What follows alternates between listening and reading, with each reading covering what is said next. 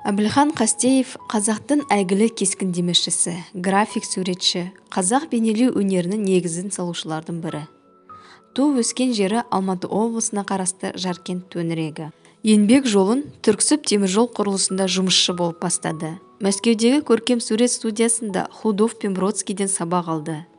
Халық өмірінің алуан көріністерін шынайы бейнелеген мыңнан астам көркем туындыларды дүниеге келтірген. Әбілхан қолөнерге, одан соң суретшілік өнерге жастайынан бейім болған. Анасы айғанша кілем, алаша, бау-басқыр тоқуға, сырмақ сыруға, шымши жасауға шебер адам болыпты. Әбілхан осы халық өнеріне бала кезінен көз қанықтырып, анасына ою-өрнектер салуға көмектесіп, сурет өнеріне қолын үйретіп өседі. Оның 1930-1931 жылдар салынған қарындастың портреті, автопортрет атты туындылары түп нұсқаға ұқсастығымен және кейіпкер болмысын ашуға деген талпынысымен ерекшеленеді. Ол бірте-бірте ел өмірінің алуан салалы тіршілік тынысына ден қойып, тарихи әлеуметтік өзгерістерге суреткер зердесімен қарай бастады. Оның мектепте Түрксіб, Жамбылдың портреті, ескі және жаңа тұрмыс, Амангелді сарбаздары, жас абай сияқты туындылары дарынды суретшінің өткен мен бүгінді шыншылдықпен бедерлеген көркем шежіресі іспеттес. Әбілхан туған жердің әсем табиғатын, оның дидарындағы адам қолының жасампаз өзгерістерін зор шабытпен бедерлей алған суреткер. Оның биік даулы мұзайдын, гүл ашқан алма, менің отаным, жайлаудағы автодүккен сияқты полотнолары эпикалық қарымымен, шыншылдығымен назар аудартады. Әбілхан Қастеев суретші ретінде өзіндік дара қолтаңбасымен ғана ерекшеленіп қоймай, туған жері мен өскен елін перзенттік махаббатпен жырлай алған бір туар суреткер. 1930-1940 жылдары Әбілхан Қастеев әйел теңсіздігі туралы әңгімелейтін психологиялық картиналар салды.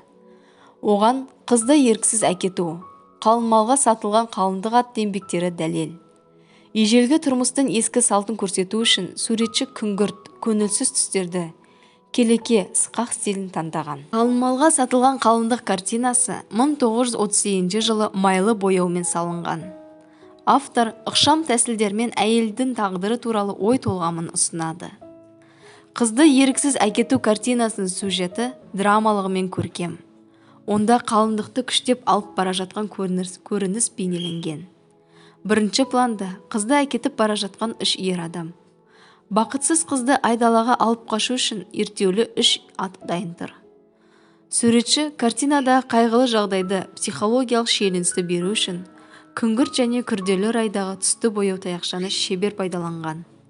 Кейіпкерлер бейнесі үрейлі де қайғылы көрінеді. 1937 жылы Әбілхан Қастеев Қазақстан суретшілер одағына мүше болды. Оның шығармашылығында осы кезден көп жеміс әкелді. Суретші қазақ өмірінің шынайы бейнесін көрсетуге тырысты. Әбілхан Қастеев Түрксіб картинасын 1969 жылы есінде қалған бейне бойынша салған. 1927 жылы Қазақстанда Түрксіб теміржол магистралінің құрылысы басталған еді. Композиция ел өміріндегі маңызды оқиға теміржолдың салынуына арналған. Паровоздан будақтаған ақ түтін мен вагондарды қызықтауға келген көп адам. Ат пен түйе мінгендердің арасында сәнді киінген әйелдер, қарттар мен балалар бар. Бәрі техниканың кереметімен жүзбе-жүз кездесіп тұр. Әбілхан Қастеевтің танымал туындылары: колхоздағы сүт ферма, мақта жинау, колхоздың тойы, қыз алып қашу, сатып алынған қалыңдық, алтын астық, Ақсай карьері, Медеу мұз айдыны, Түрксіб, Талас жағалауы, Қапшағай даласы. Сонымен қатар Кенесары Қасымов, Абай, Шоқан Уәлиханов, Жамбылдың портреттері. Ерекше танымал болып табылатын портреті Амангелді Иманов портреті сияқты танымал суреттері бар.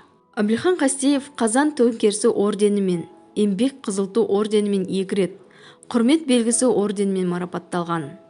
Қазақ Кеңестік Социалистік Республикасының еңбек сіңірген өнер қайраткері.